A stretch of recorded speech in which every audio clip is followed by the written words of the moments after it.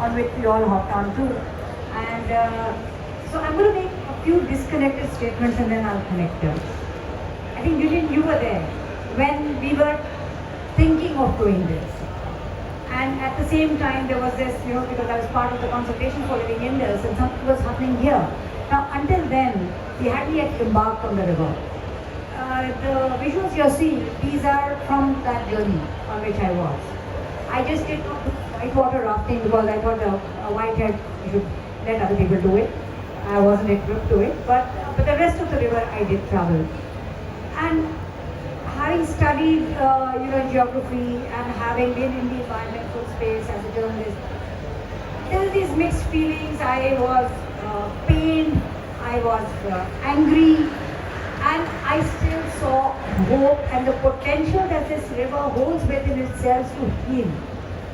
And that can only happen if if the elements which have, harmed it are removed. And that's just one word, which Minister Sherry Rehman said. This is the age of Anthropocene. All the things that have harmed the river come from human activity. Whether it is pollution, whether it is the infrastructure that we have put in its place, whether and thank you for using the word lack of governance, so I don't have to say it, but I would. I mean, it's not a question of being which party is in power right now and you use the term that the governance has not been there. It hasn't been there, and it's not been there for a very, very long time for the damage to have come to this point. So all these things, if they are removed, and what I'm happy to see from this documentary, and I have been part of the consultation, was that it was being looked as a living entity. The project's name itself denotes that. And there has been this growing resonance to the fact that rivers should be treated as a living entity, and New Zealand has already declared one. India is about to.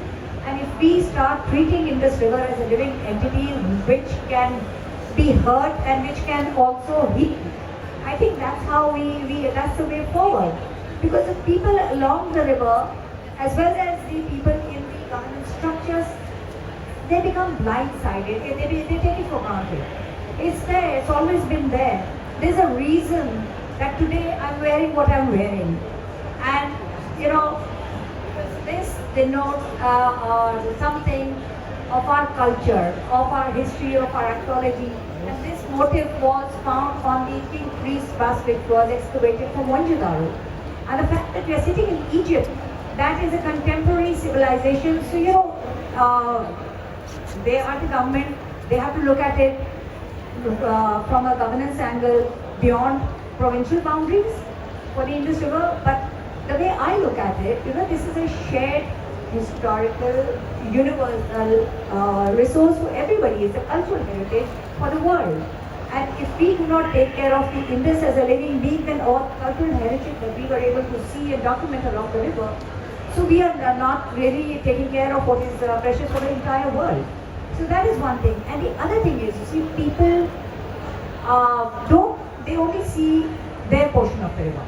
They don't realize how it is, what they are doing in their portion of the river is impacting. So the pollution, many people look at pollution, or there's this big expanse of river and you're discharging municipal waste. And I know a couple of cities where, because we kept documenting that with the camera, as well as you just pick up a water bottle and fill it and then you could show it on the camera.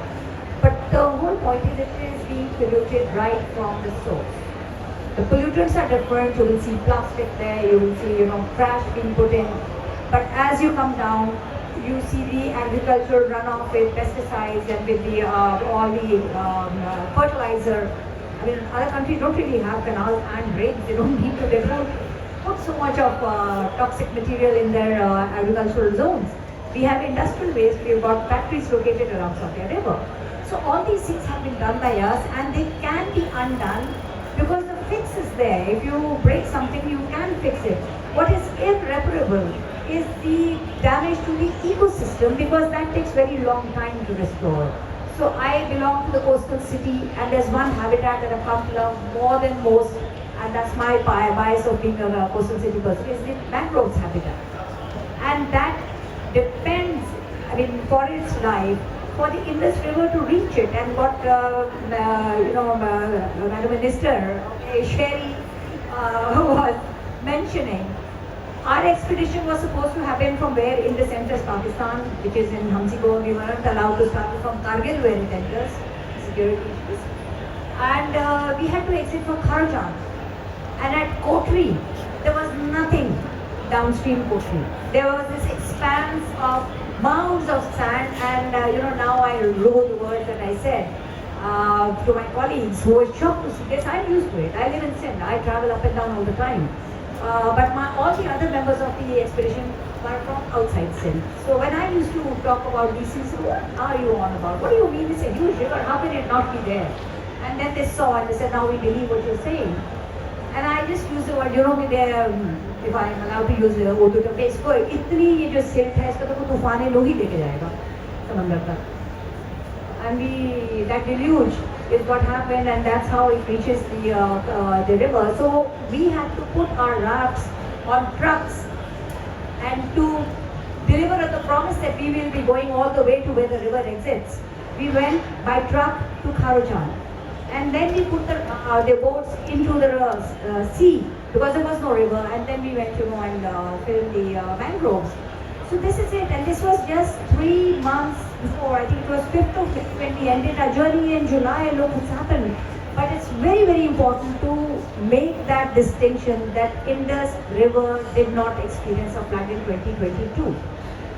The devastation along the Indus, you see, came from the hill torrents, from Koh-i-Suleiman and other Balochistan mountains, monsoons, and of course the monsoon on steroids, as the UN Secretary General said, because unprecedented rain.